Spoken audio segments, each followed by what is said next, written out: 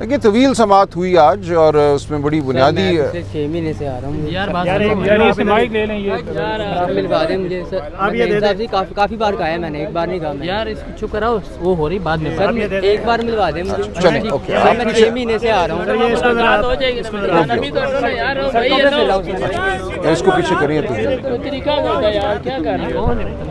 सही है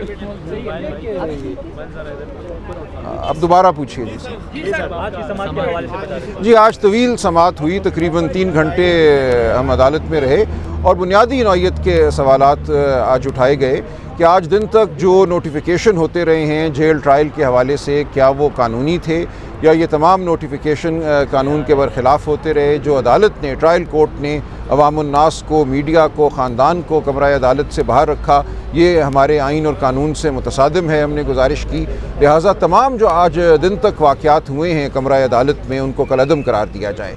इसमें चार्ज का फ्रेम होना भी शामिल है। इसमें कई दरख्वास्तें थीं जिनके ज़रिए बुनियादी अहमियत की जो दस्तावेज़ात हैं उनका तकाज़ा किया गया, वो नहीं दी गई।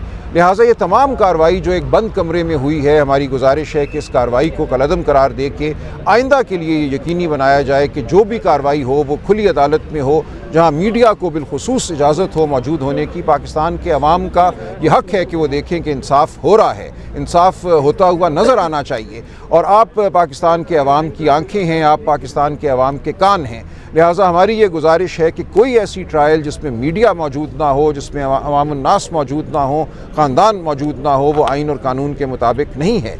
तो ये गुजारिशात कल जारी रहेंगी। दुनिया के बहुत से मुल्कों से नज़ीरें कुछ आज दी, कुछ कल देंगे। आज जो बुनियादी नुक्ता अदालत ने हमारे लिए छोड़ा है वो ये कि 15 नवंबर को जब काबीना ने बिलाखिर एक तरह से मान लिया कि आज दिन तक जो हुआ है वो गलत हुआ है और उसको दुरुस्त करने की कोशिश की, तो क्या दुरुस्तगी का इतलाक़ माजी पे भी होगा? क्या काबीना को ऐसा कोई इख्तियार हासिल है कि एक फ़ैसले के ज़रिए माजी की गलतियों को वो दुरुस्त कर दे? हमारी ये गुजारिश है कि अगर काबीना ने अब कोई फ़ैसला किया है तो उसका इतलाक़ मुस्तक़बिल पे होगा। जो गैर कानूनी अमल माजी में हो चुका उसका नतीजा ये है कि आज दिन तक तमाम कार्रवाई जो है उसको कलअदम और समझा जाए और हज़फ किया जाए। ये बुनियादी मामला आज अदालत के सामने था। आपके दौर में भी, पीटीआई के दौर में भी कई कवानीन बगैर पार्लियामेंट में लाए हुए मंजूर किए जाते रहे और कैबिनेट के एक फैसले से वो ऑर्डिनेंस जारी करते रहे। इस बारे में क्या कहते हैं? देखिए मेरा तो कोई दौर नहीं रहा, मैं एक वकील हूँ, लेकिन यूँ है कि आइन जो है सदर को इजाज़त देता है ऑर्डिनेंस बनाने की बाज़ मामलात में और बाज़ मौक़ों पर, लेकिन उस ऑर्डिनेंस की जो उम्र है वो 120 दिन होती है। उसके बाद अगर उसको पार्लियामान में पेश ना किया जाए तो वो ख़त्म हो जाता है ऑर्डिनेंस। मेरी नज़र में ऑर्डिनेंस के ज़रिए कानून साज़ी कोई अच्छा अमल नहीं है।